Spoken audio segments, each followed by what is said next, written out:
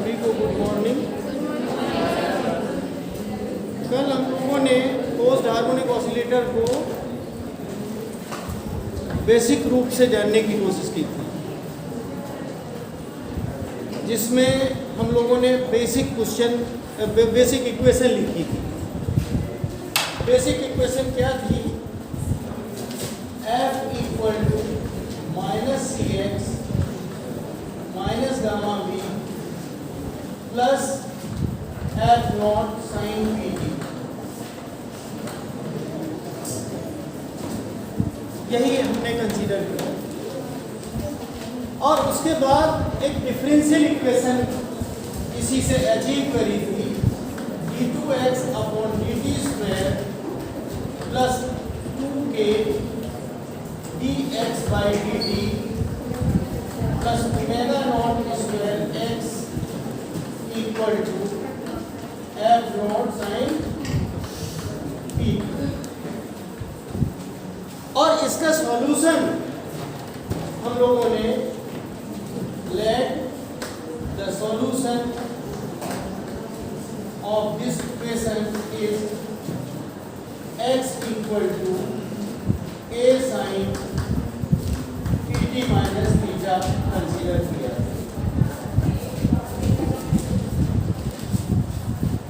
ये basic physics के point of view से रीस्टोरिंग फोर्स है, डैम्पिंग फोर्स है, और ये पीरियोडिक फोर्स जिसकी एंगुलर फ्रीक्वेंसी p है, ऑसिलेशंस को मेंटेन करने के लिए हमने कंसीडर किया था और अप्लाई किया था।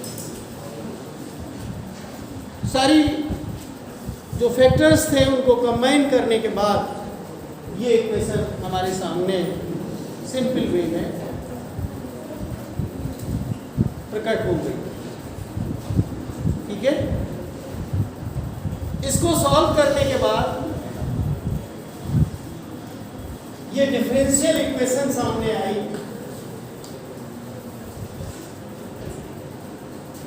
और ये ध्यान रहे कि जो एफ नॉट हमने लिखा हुआ है वो एफ नॉट बाई एम की जगह पे है, और इनको दोबारा हम लिखना पसंद इसलिए नहीं करते हैं कि आप बेस्ड हार्मोनिक ऑसिलेटर में ओमेगा नॉट स्क्वायर को रूट सी बाई एम,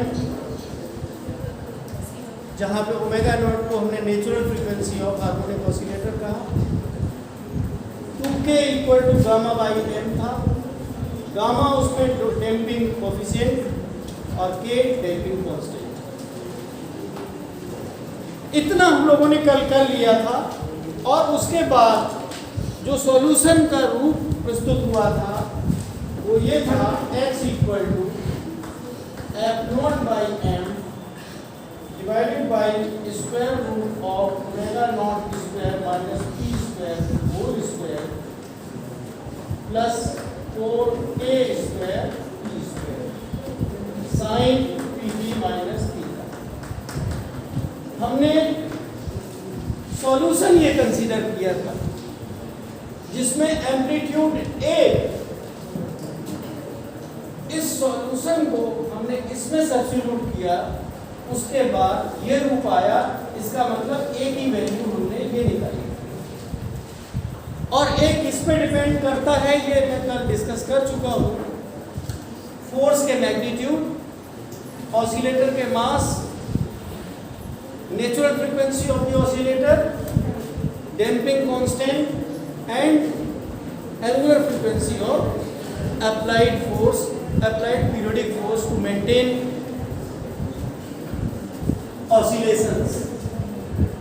और इस ऑसिलेटर को फिर हम लोगों ने जो इतनी सारी बातों को समेट के चलता है पोस्ट हार्मोनिक ऑसिलेटर कहा, और ऐसे ऑसिलेशंस को हम पोस्ट ऑसिलेशंस या फोर्स्ड वाइब्रेशंस कह सकते हैं। ठीक है, इसमें एक चीज हमने और सॉल्यूशन के साथ, क्योंकि जो थीटा है वो इनिशियल फेज हम कंसीडर करते हैं, तो थीटा भी आया था tan inverse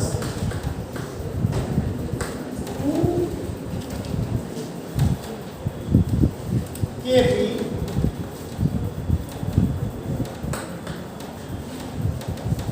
omega nought square minus p square. ये आपने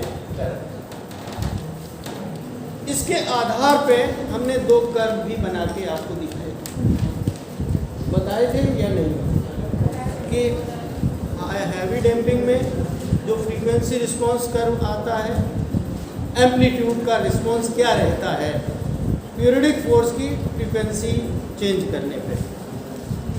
क्योंकि सॉल्यूशन को देख के ये बहुत बहुत क्लियर है कि इसमें जो डोमिनेंट रोल है वो फोर्स का है, फोर्स की फ्रीक्वेंसी का है। ये अब तक बहुत अच्छे से आप समझदारी से समझ चुके होंगे कि पीरियोडिक फोर्स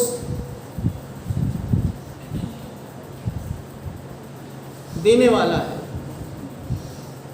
दाता है, अन्यथा उसकी जो जीवन है ऑसिलेशन का, ऑसिलेटर का,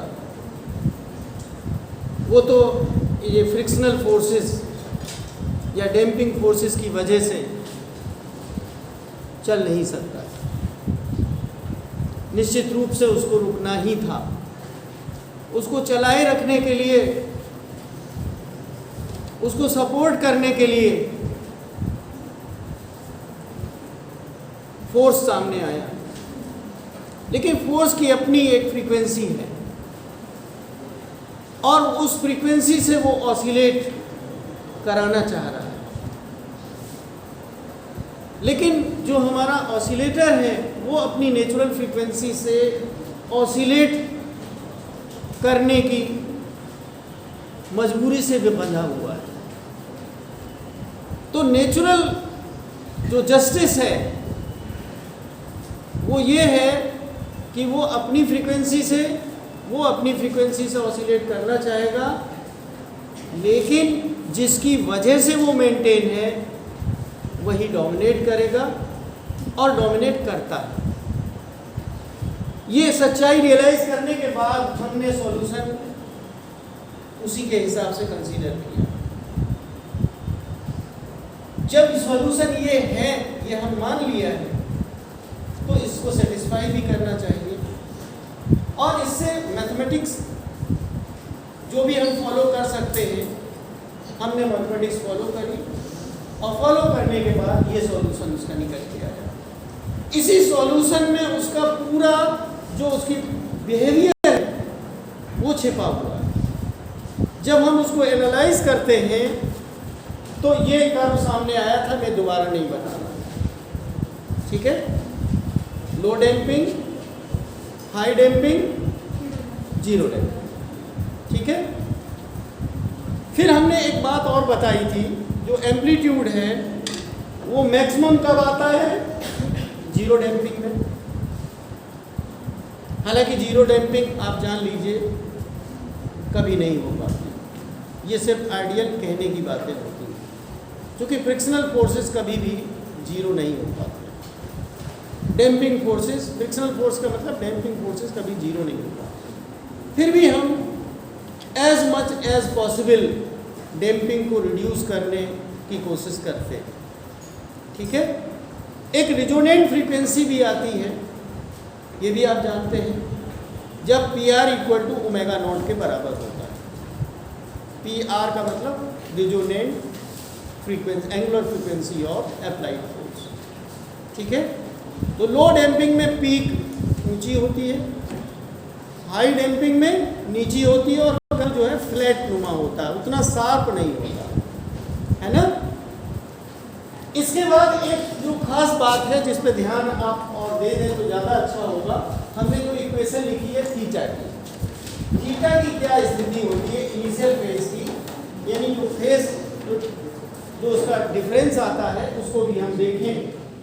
तो ये कर्व भी देख लीजिए, आपके बुक में बना हुआ है, हम कोई अलग से कोई चीज़ नई नहीं बता रहे हैं। हमने एक्स एक्सिस पे पी को ही रखा और यहाँ पे ओमेगा नॉट जो नेचुरल फ्रीक्वेंसी के बराबर होने वाली फ्रीक्वेंसी शो कर रखी है, और यहाँ पे जो थीटा की वैल्यू है इसी कर्व से आनी, किससे आनी? इसी इक्वेशन से आनी। तो देखिए जब p कम है तो omega nought square minus P square का जो डिफरेंस है वो ज़्यादा होगा।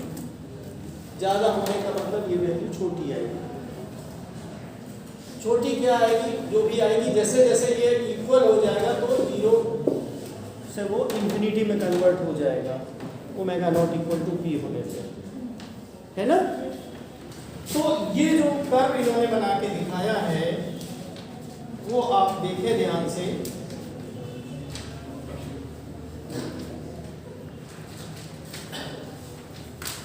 इस तरीके का कर्व आता है।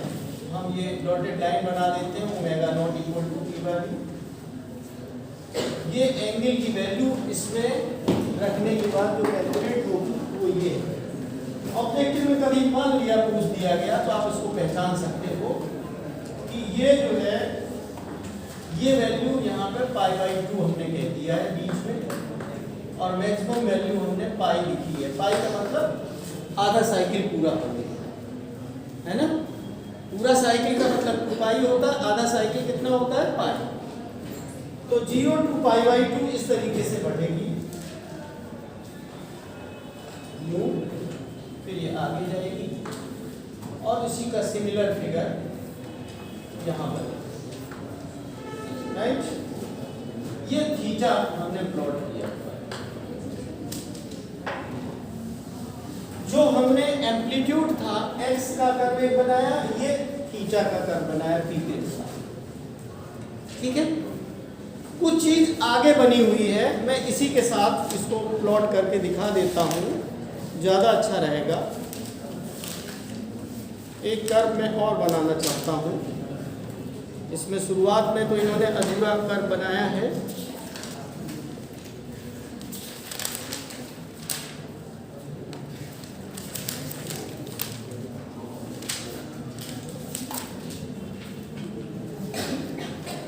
अगर ये चीज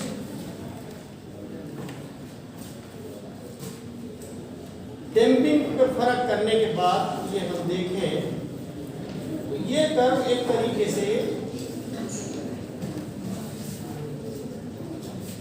अगर हम ये हाई वैल्यू ऑफ डैम्पिंग है, सपोज करते हैं हाई डैम्पिंग है, अगर लो डैम्पिंग होती, डैम्पिंग और कम हो जाए तो इस तरीके से कर्व बनेगा।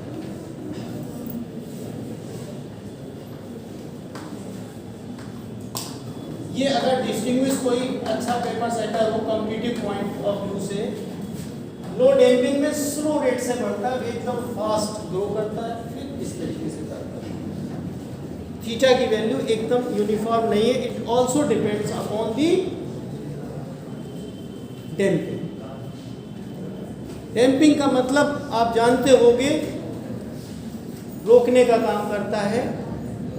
अगर डैम्पिंग ना होती तो इनफाइनाइट टाइम तक वैसे ही ऑसिलेट करता पेंडुलम। हमें मेंटेन कराने की ज़रूरत ही नहीं थी, फोर्स अप्लाई करने की ज़रूरत नहीं थी। लो फ्रीक्वेंसी जो भी एम्पलीट्यूड ऑफ ऑसिलेशन इनिशियली होता वो हमेशा के लिए बना रहता। बस इतनी सी बातें आपको हमको डिस्कस करनी थी, मैंने डिस्कस कर दी हैं। कुछ बातें और भी अभी हम 2-4 और डिस्कस करेंगे, उसके बाद एलसीआर सर्किट बताएंगे, ठीक है। इसको मिटा दूं फिगर को।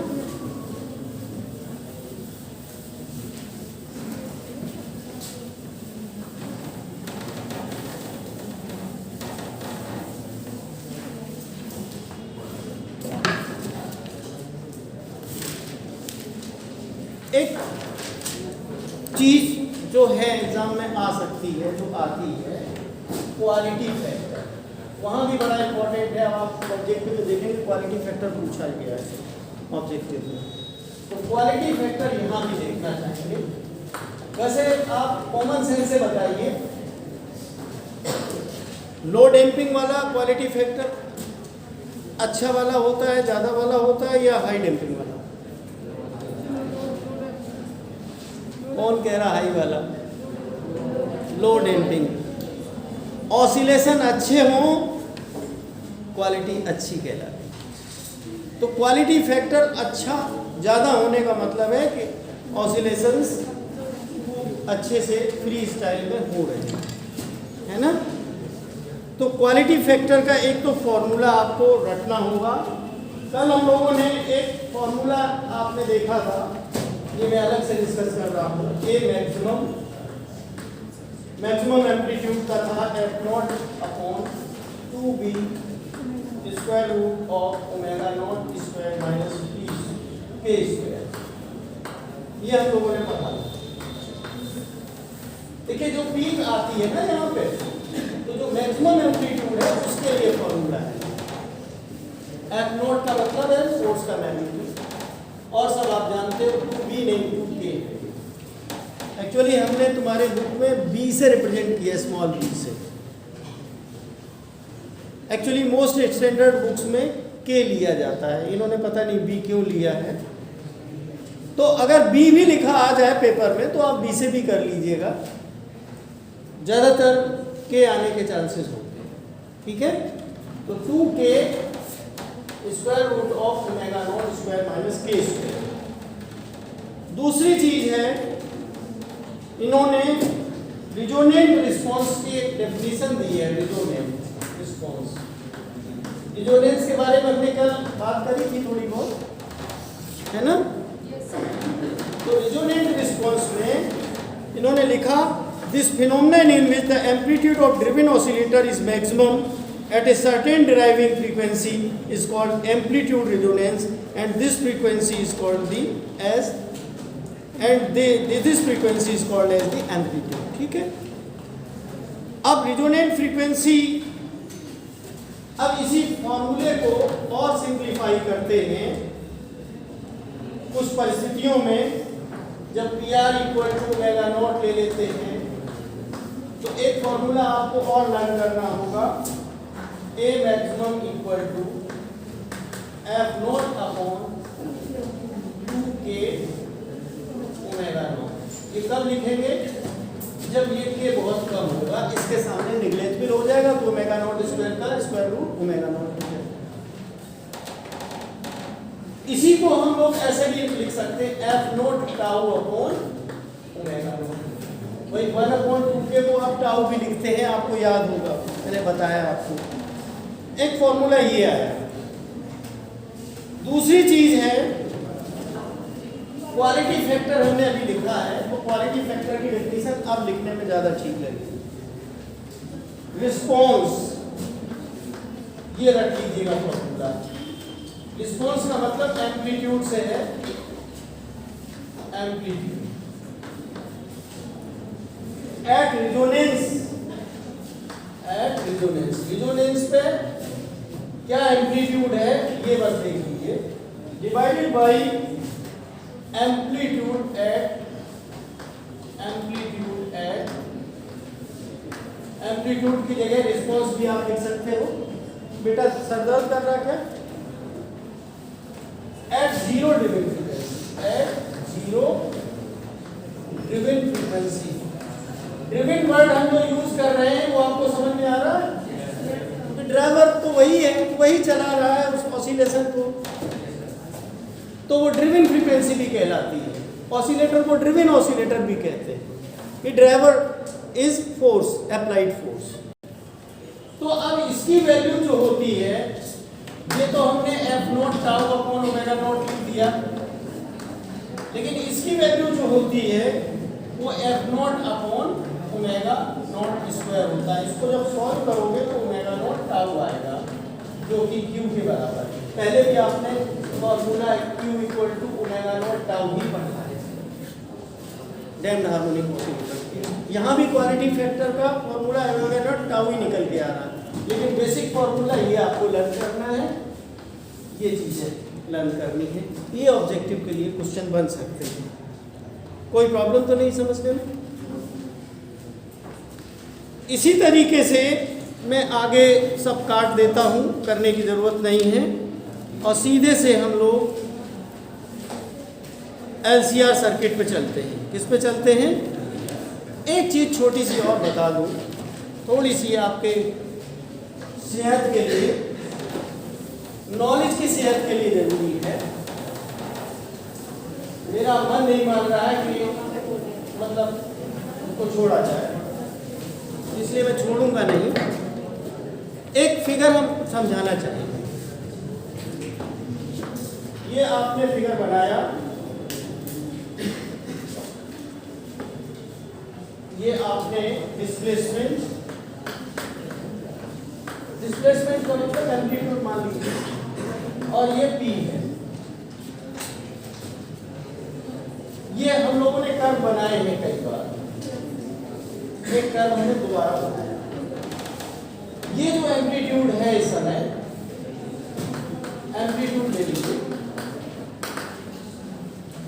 ये मैक्सिमम एम्पलीट्यूड है, A मैक्स कहते हैं इसको। इसका आधा कर दीजिए। आधा का मतलब इसके सेंटर है, सेंटर यहाँ है, दो जगह कट रहेगा, पहले और बाद। और इस जो जहां पे मैक्सिमम एम्पलीट्यूड है उसको आप PR बोलते हो। क्या बोलते हो? PR। जहां पहले कट करेगा ये PH कह दीजिए, और इसको कह दीजिए आप PK, इसको भी PH। ठीक है? ये एक्चुअली शार्पनेस ऑफ रेजोनेंस से संबंधित है। देखिए हमारा ये कर्व ऐसा भी हो सकता है, ऐसा भी हो सकता है। इसका आधा करते तो ये यहाँ और यहाँ पे आता। तो जो विड्थ होती है रेजोनेंस की, ये विड्थ कहलाती है, ये टोटल विड्थ कहलाती है, ये टोटल विड्थ कहलाती है। और ये जो आधी कहलाती है इसको कहते हैं हाफ विड्थ, हाफ विड्थ। ठीक है? और इसको डेल्टा से रिप्रेजेंट करते हैं। और अगर ये दोनों ले लेते हैं, आधी और आधी मिलाते हैं, तो 2 डेल्टा हो जाएगी। ये हाफ विड्थ डेल्टा है, और टोटल विड्थ कितनी होगी? टोटल विड्थ 2 डेल्टा है। रेजोनेंस शार्प कब कहलाएगा? जब आपकी विड्थ जो हाफ विड्थ कम से कम, और ये जब डैम्पिंग कम होती है तो विड्थ पतली होती है, कम होती है। विड्थ का मतलब जानते हो? चौड़ाई।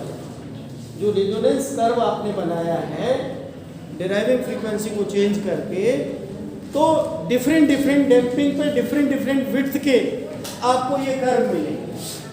हम केवल एक कर्व दिखा रहे हैं, साथ में हमने कंपेयर करने के लिए दूसरा कर्व बनाया। हो सकता है इसकी पीक की हाइट ज़्यादा जाएगी, लेकिन कंपेयर करने के लिए, जस्ट समझाने के लिए, कंसेप्ट क्लियर करने के लिए हमने उसी के साथ कंपेयर कर दिया। विड्थ की जो उसकी जो हाइट है उस पर हमने ध्यान नहीं दिया। राइट? तो कुछ इसमें लिखा हुआ सुन लीजिए, उसको अंडरलाइन कर लीजिएगा। The term sharpness of resonance refers to the rate of fall in amplitude. ये देखिए यहाँ से जब इसके जस्ट बगल में पहुँचोगे, है ना, तो ये बहुत तेजी से इसका एम्पलीट्यूड कम हुआ है, थोड़ी सी फ्रीक्वेंसी बढ़ाने पे। मैंने यहाँ से इतनी फ्रीक्वेंसी हमने बढ़ाई, काफ़ी एम्पलीट्यूड कम हो गया। जबकि इसमें इतनी कम होने पे भी फ्रीक्वेंसी बहुत ज़्यादा अंतर करना पड़ा, तब जाके उतनी फॉल आई। तो शार्पनेस ऑफ रेजोनेंस की डेफिनेशन लिखी है, the term sharpness of resonance refers to the rate of fall in amplitude with the change of force frequency on each side of the response resonant frequency. When the damping is low, the response, that is amplitude, falls off very rapidly on either side of the resonant frequency, and we say that the response is sharp. When damping is low, जो rate of fall of amplitude है वो ज़्यादा है, तो इसको कहते हैं बहुत शार्प फॉल है। लो डैम्पिंग में ही शार्प रेजोनेंस होता है, हैवी डैम्पिंग में शार्प नहीं होता। ठीक है? On the other hand, for high damping, the frequency response falls off very slowly on either side of the resonant frequency and the resonance is said to be flat. कब resonance sharp कहा जाएगा, कब flat कहा जाएगा, ये आप जान लीजिए. जब हाई डैम्पिंग है तो फ्लैट रहेगा, लो डैम्पिंग है तो शार्प रहेगा. Rate of fall of response, response का मतलब एम्पलीट्यूड.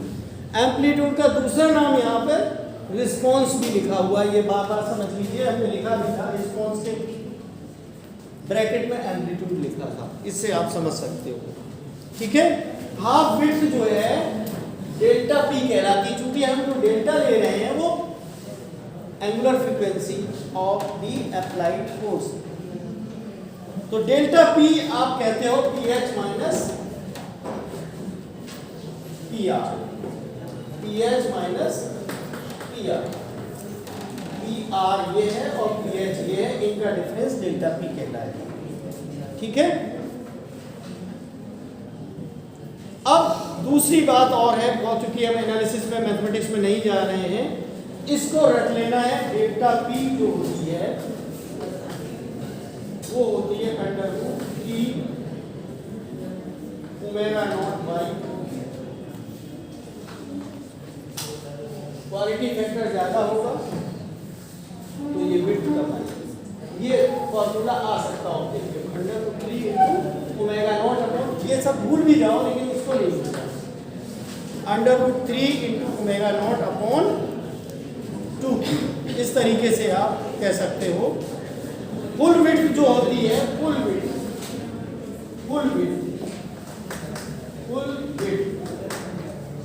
का ये फॉर्मूला लर्न कर लेना है आपको. वो 2 डेल्टा पी कहलाएगी. अगर डेल्टा पी है हाफ विड्थ तो फुल विड्थ कितनी होगी, 2 डेल्टा पी. तो ये इसकी वैल्यू आप रख लीजिए 2 अंडर रूट 3 के भी हो सकती है, 2 अंडर रूट 3 के. ठीक है. ये अलग अलग तरीके से निकाले गए हैं, वो आप कर सकते हो. क्वालिटी फैक्टर का एक फॉर्मूला ये आप रख लीजिएगा, Q इक्वल टू, वैसे तो ओमेगा नॉट टाउ तो आपको रटा ही हुआ है, एक उसके साथ ये और रख लीजिए ओमेगा नॉट अपॉन 2. ये ध्यान रखिए. ध्यान क्या रखना है, वो तो होता ही है. वह tau equal to 1 upon 2k होता है. इस तरीके से है. बस इतना ही काफी है. हाँ, एक चीज है, मैं सिर्फ बताए दे रहा हूं, अपने बुक से पढ़ लीजिएगा कि एक वेलोसिटी रिजोनेंस, ये एम्पलीट्यूड रिजोनेंस हम लोग अभी तक पढ़ रहे थे. वेलोसिटी की वैल्यू जो है का वेरिएशन है उसको भी प्लॉट किया जाता है. ये एम्पलीट्यूड रिजोनेंस था. एक है वेलोसिटी रिजोनेंस. वेलोसिटी रिजोनेंस,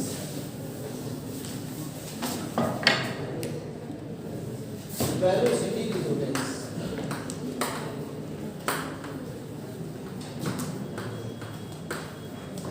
बस मोटा मोटा सिर्फ समरी हाईलाइट सिर्फ आप अंडरलाइन कर लीजिएगा बुक में, और उसकी एनालिसिस में टाइम वेस्ट मत करिएगा अभी फिलहाल.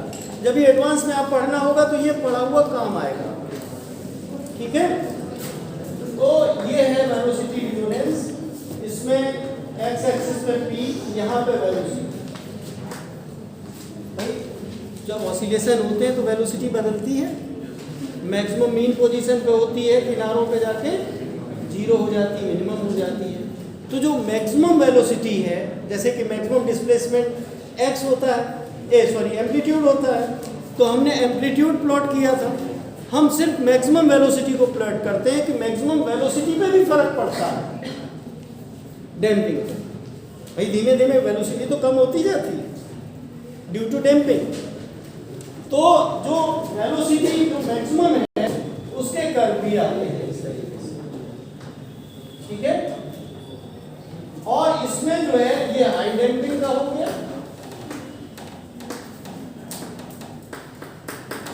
और ये लो डैम्पिंग. इसमें जो पीक की शिफ्टिंग है, इसलिए हम बता रहे हैं इसमें नहीं होती है.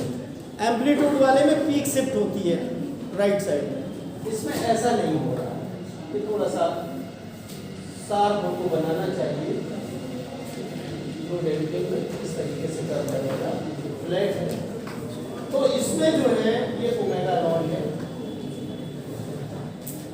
बस इतने तरीके से आपने देख लिया है। तो पीक की शिफ्टिंग नहीं है, जो फ्लैट की पीक होगी वहीं पे शार्प वाले की होगी। कर्व केवल पहचान लीजिए, कभी फिगर बन के क्वेश्चन आ जाता है तो वेलोसिटी रिस्पांस में आप कहीं वो वाली गलती ना कर बैठे जो हायर फ्रीक्वेंसी की तरफ शिफ्ट होती है डैम्पिंग लो होने पे। ऐसा वेलोसिटी रिजोनेंस में नहीं होता।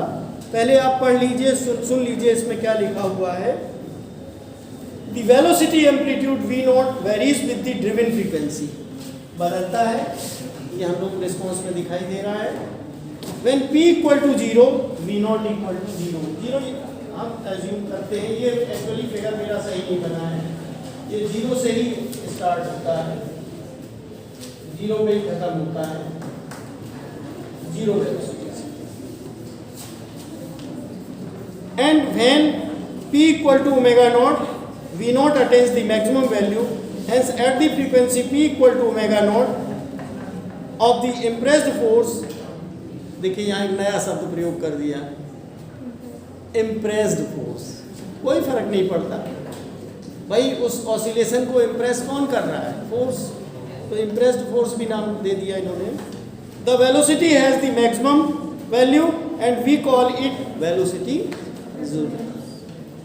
Eight velocity resonance theta equal to, ये चीज याद करने की, theta equal to tan inverse 2kp upon 0 हो जाएगा, यानी कि पाई।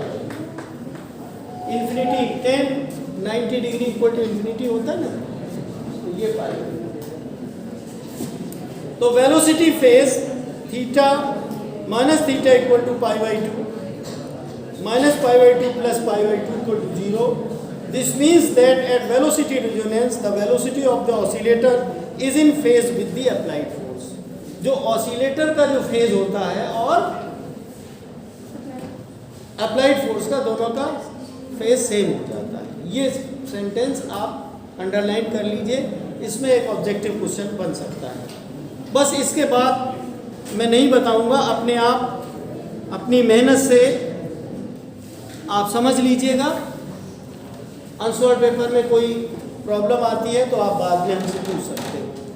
मैं यहीं पे उसको खत्म करता हूँ और बहुत जल्दी से आपको ड्रिवन एलसीआर सर्किट समझाऊंगा। एलसीआर सर्किट आप ऑलरेडी पढ़ चुके हैं, एल सी एंड आर, ये सीरीज में जोड़ते हैं। अब आप हमें सुझाएंगे कॉमन सेंस से कि ड्रिवन एलसीआर सर्किट को कैसे डिराइव किया जाएगा, कैसे मेंटेन कराए जाएंगे उसके ऑसिलेशंस, क्या हमें अप्लाई करना पड़ेगा। यहाँ पे फोर्स अप्लाई करते थे, यहाँ पे क्या करोगे?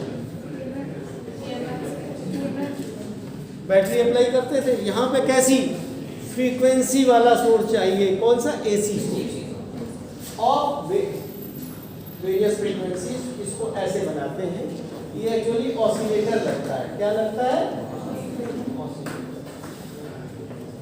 और इसका जो इक्वेशन है ये बनाना बहुत आसान है, क्योंकि लेफ्ट हैंड साइड में चूंकि टाइम वेस्ट नहीं करना है। L D I by D T हो गया इसके क्रॉस, प्लस क्यू बाई सी हो गया, प्लस आर आई हो गया, और ई की जगह पे आप ई नॉट साइन। अब चूंकि ओमेगा हम लोग इसके लिए इस्तेमाल करते हैं तो इस जगह पे पी टी ले लेते हैं। आपने पढ़ा भी होगा ऑसिलेटर वाला E equal to E nought sine omega T लिखते हैं, लेकिन ओमेगा को रिप्लेस करते हैं पी टी। तो इसी की इक्वेशन जब हम सिंप्लीफाई करेंगे तो d2q upon dt square plus r by L dq by dt plus q by L C equal to E nought upon L sine B. ये सर्किट आपने देख लिया, ये उसकी डिफरेंशियल इक्वेशन है। ये 2k की जगह लिखा हुआ है, ये ओमेगा नॉट स्क्वायर की जगह लिखा हुआ है, ये f नॉट की जगह लिखा हुआ है। इसमें चार्ज q का जो मैग्नीट्यूड है वो सिंपल हार्मोनिक मोशन में होता है किसी भी LC सर्किट में। जो रेजिस्टेंस है उसका काम है डैम्पिंग वाली जगह, और जो AC सोर्स आपने लगाया है ऑसिलेटर उसका काम ये है। और इसी से आप जो उसकी I है, एक मिनट में बस, I का फॉर्मूला जो एम्पलीट्यूड है इसमें इसका ग्राफ बनेगा, I का ग्राफ बनेगा। जब रिस्पॉन्स बनाओगे एम्पलीट्यूड की जगह पे आप I लगाओगे और उसी से जो है आप इसको P और इसका चर बनाओगे, है ना। तो इसका जो I का फॉर्मूला है ये बनेगा जाके E nought upon L, I equal to E nought upon square root of R square plus PL minus 1 upon PC whole square sine PT minus theta. इसका सॉल्यूशन निकलेगा किसका, इस डिफरेंशियल इक्वेशन का ये सॉल्यूशन है। और बचा पूछा अपने आप कंपेयर करके उनके रिजल्ट्स देख सकते हो। Thank you very much. मैं यहीं पे अपनी